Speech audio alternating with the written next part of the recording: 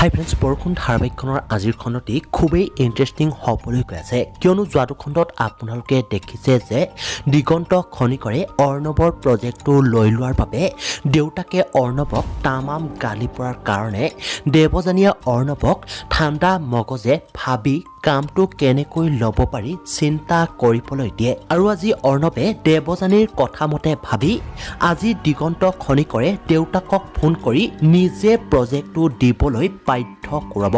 আৰু আনফালে সিদিনা যে অৰ্ণৱ আৰু দেৱযানীয়ে কথা পাতি থকা পেহীয়েকে দেখি দুইটাৰ মাজত যে প্ৰেমৰ সম্পৰ্ক আছে বুলি ওচৰ পাজৰে কৈ ফুৰিব। আৰু আজি ৰিয়াৰ মাকে বিয়াৰ দিন বাৰ ছিঙিবলৈ আহিব। এতিয়া বাৰু পেহীয়েকে ৰিয়াৰ মাকৰ আগত অৰ্ণৱ আৰু দেৱযানীৰ বিষয়ে কিবা ক'ব নেকি? গতিকে এই সকলোবোৰ জানিবলৈ চাওক বৰষুণ ধাৰাবাহিকখনৰ আজিৰ সম্পূৰ্ণ খণ্ডটি।